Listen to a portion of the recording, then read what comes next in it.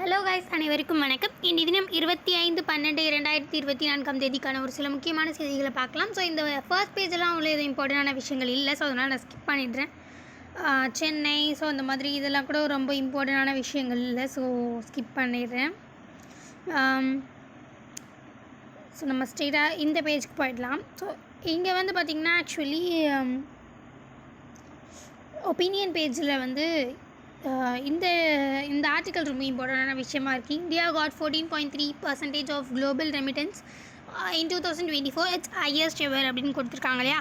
So இது வந்து பார்த்திங்கன்னா ஆக்சுவலி ரெமிட்டன்ஸ்னால் என்னன்னு பார்த்திங்கன்னா, அதாவது மணி எக்ஸ்சேஞ்ச் ஆகுறது அப்படின்னு கூட சொல்லலாம். அதாவது இன்வர்ட் ரெமிட்டன்சஸ்ன்னு இருக்குது, குளோபல் ரெமிட்டன்சஸில் இன்வர்ட் ரெமிட்டன்சஸ்ன்னு இருக்குது, அவுட்வர்ட் ரெமிட்டன்சஸ்ன்னு இருக்குது. அதாவது இன்வர்ட் ரெமிட்டன்சஸ்னால் வெளிநாடுகளில் போயிட்டு வேலை செஞ்சு இங்கே இருக்கிற ஃபேமிலி மெம்பர்ஸ்க்காக ஃபாரின் மணியை வந்து இங்கே அனுப்புறது வந்து பார்த்திங்கன்னா இன்வர்ட் ரெமிட்டன்சஸ்.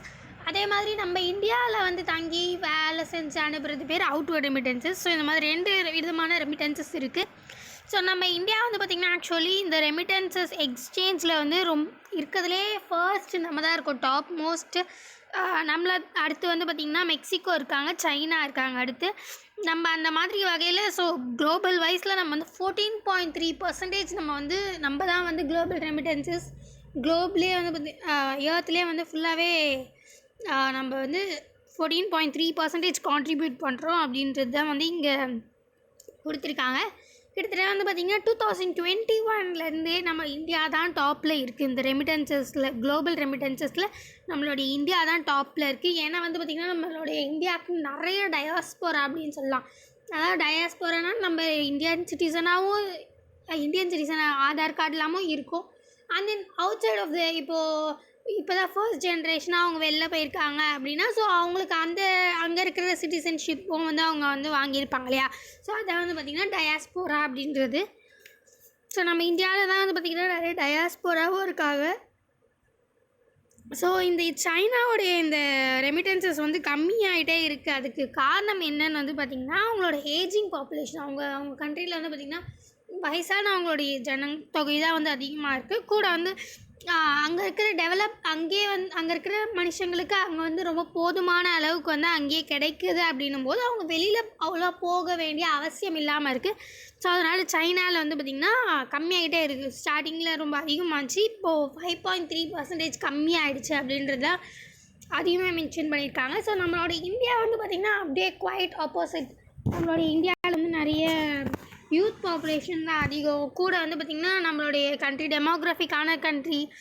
ஸோ நிறைய நம்மளுடைய அது மட்டும் இல்லாமல் டெவலப்பிங் கண்ட்ரி அப்படின்றதுனால நிறைய பேர் வந்து அங்கே போயிட்டு தங்கினா ஸோ அங்கேயே இருக்கணும் அப்படின்ற மாதிரி நினைப்பாங்க. ஸோ அந்த மாதிரி பல விஷயங்களால் நம்ம இந்தியா வந்து ரொம்ப ஃபர்ஸ்ட்டில் இருக்குது. ஸோ 14.3% வந்து பார்த்திங்கன்னா குளோபல்லையே வந்து ரெமிட்டன்சஸில் 14.3% வச்சு ஃபர்ஸ்ட்டில் இருக்குது அப்படின்றது தான் பார்த்திங்கன்னா இந்த நியூஸு. ஸோ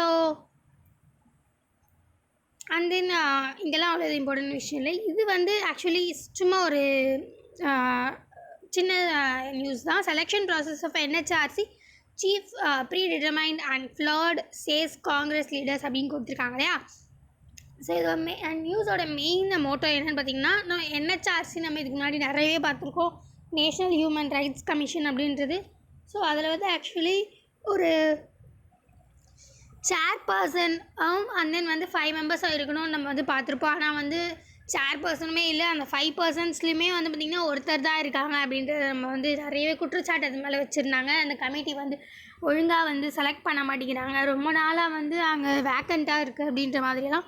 ஸோ இப்போ வந்து பார்த்திங்கன்னா ரீசெண்டாக சேர்பர்சன் வந்து செலக்ட் பண்ணியிருக்காங்க. NHRCயோட சேர்பர்சன் யாருன்னு வந்து பார்த்திங்கன்னா சுப்ரீம் கோர்ட்டோடைய முன்னாள் ஜட்ஜு ராமசுப்ரமணியன் இங்கே கொடுத்துருக்காங்க இல்லையா. ஸோ இவங்க தான். பட் ஆனால் என்ன ஒரு லைட்டாக வந்து ஒரு குற்றச்சாட்டு வந்து வச்சுருக்காங்க அந்த ஃபேமிலி மெம்பர்ஸில் இருக்கிற. நம்ம இதுக்கு முன்னாடியே நம்ம இது நிறையவே பார்த்துருக்குறோம், அதோடைய டியூட்டிஸ் என்ன மாதிரி காம்போசிஷன் அப்படின்றது.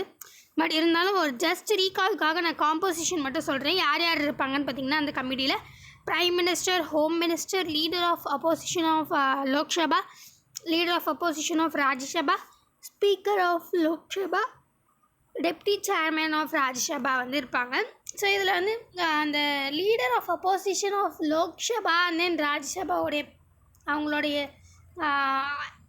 அவங்களுடைய ஒப்பீனியனை வந்து அவ்வளோ கேட்கவே மாட்டேங்கிறாங்க அப்படின்றதுலாம் வந்து குற்றச்சாட்டாக வச்சுருக்காங்க. ஸோ ஆக்சுவலி அவங்க வந்து நிறையவே சஜஸ்ட் பண்ணாங்க அப்படின்ற மாதிரி மென்ஷன் பண்ணுறாங்க. நிறைய பேர் கீழே இருக்கிறவங்க இந்த மிஸ்டர் கார்ஜன், மிஸ்டர் காந்தி அப்படின்லாம் இருக்கு இல்லையா, ஸோ அவங்கெல்லாம் ஆர்கியூ பண்ணியிருக்காங்க. ஏன்னா வந்து இவங்கெல்லாம் வந்து இக்னோர் பண்ணிகிட்ருக்காங்க. ஸோ இவங்க வந்து அவங்களுடைய சேயிங்ஸை வந்து கேட்கவே மாட்டேங்கிறாங்க அப்படின்ற மாதிரி ஒரு குற்றச்சாட்டு வந்து வச்சுருக்காங்க. ஸோ அந்த ஒரு சின்ன நியூஸும் வந்து இது கூட வந்திருக்கு. ஸோ என்ஹெச்ஆர்சியோடைய சேர்பர்சன் வந்து பார்த்திங்கன்னா வி ராமசுப்ரமணியன் அண்ட் தென் வந்து ஒரு சின்ன குற்றச்சாட்டு வந்து வச்சுருக்காங்க. மெம்பர்ஸ்லேருந்து லீடர் ஆஃப் அப்போசிஷன் ஆஃப் லோக்சபாவும் and then leader of opposition of Rajya Sabha அவங்களுடைய பேச்சு வந்து எடுக்க மாட்டேங்கிறாங்க அப்படின்ற மாதிரி மென்ஷன் பண்ணியிருக்காங்க. ஸோ மற்றபடி இங்கெல்லாம் அவ்வளோ எதுவும் இம்பார்ட்டன்ட் விஷயங்கள் இல்லை. ஸோ இங்கே வந்து பார்த்திங்கன்னா actually Rooppur nuclear project is for wellbeing of people of Bangladesh Russia's Rosatom அப்படின்னு கொடுத்துருக்காங்களா. ஸோ இது என்னென்னு பார்த்திங்கன்னா இந்த ரூப்பர் அப்படின்றது ஒரு பங்களாதேஷில் இருக்க நியூக்ளியர் ப்ராஜெக்ட். ஆக்சுவலி நியூக்ளியர் இது வந்து 2011 2011 வந்து பார்த்திங்கன்னா இது ஆக்சுவலி நடந்துகிட்ருக்கு. ஆக்சுவலி ப்ரப்போஸ் பண்ணியிருக்காங்க. ஆனால் 2018 அதோடைய முக்கியத்துவம் தெரிஞ்சுக்கிட்டு ட்ரைலேட்ரல் அக்ரிமெண்ட் மூலயமா பங்களாதேஷ் வந்து அதை பண்ணிகிட்ருக்காங்க ஆக்சுவலி இந்த நியூக்ளியர் ப்ராஜெக்ட் அப்படின்றத. ஸோ இது வந்து ஆக்சுவலி ரஷ்யா தான் வந்து சப்போர்ட் பண்ணுறாங்க. நியூக்ளியர் ரியாக்டர் மெட்டீரியல்ஸ்லாம் வந்து அவங்க தான் கொடுக்குறாங்க. ஸோ இந்த மாதிரி பல விஷயங்கள் அவங்க தான் சப்போர்ட் பண்ணுறாங்க. நம்ம இந்தியா வந்து பார்த்திங்கன்னா ஆக்சுவலி இதில் ஒரு சின்ன ஒரு இது வந்திருக்கு. ஆக்சுவலி பங்களாதேஷும் யூஎஸும் வந்து பார்த்திங்கன்னா ரீசெண்ட் டைம்ஸில் நிறையவே வந்து ரிலேஷன்ஷிப் வச்சுருக்காங்க. ஸோ இப்போ மறுபடியும் டக்குன்னு பங்களாதேஷ்க்கும் ரஷ்யாவுக்கும் ஒரு ரிலேஷன்ஷிப் எடுக்கணும் அப்படின்னும் போது அவங்க எப்படி டீல் பண்ணுவாங்க அப்படின்றத நம்ம வந்து பொறுத்திருந்து தான் பார்க்கணும். ஏன்னா வந்து நம்ம இந்தியாவை எப்படி நம்ம வந்து இந்த பக்கமும் சரி அந்த பக்கமும் சரி லிமிட்டடாக மெயின்டைன் பண்ணி நம்ம இது போயிட்டுருக்கோமோ, ஸோ அதே மாதிரி அவங்களும் பண்ண வேண்டிய நிலைமை வந்து நிறையவே இருக்கும் அப்படின்றது நம்ம கருதப்படுறோம். ஸோ ஏன் வந்து பார்த்திங்கன்னா யூஎஸ்க்கும் ரஷ்யாவுக்கும் அவ்வளோவா நமக்கு ஒத்து வராது இல்லையா. ஸோ அதனால் இதையுமே சமாளிக்கணும், ஸோ அதையுமே சமாளிக்கணும். ஸோ அவங்க எப்படி பண்ண போகிறாங்க அப்படின்றத நம்ம பொறுத்து இருந்து தான் பார்க்கணும். ஸோ வந்து ரஷ்யா வந்து என்எஸ்ஜியில் ஒருத்தவங்க அப்படின்றதுனால என்எஸ்ஜி அப்படின்னா என்னென்னா நியூக்ளியர் சப்ளையர் ரிஜைம் அப்படின்றது.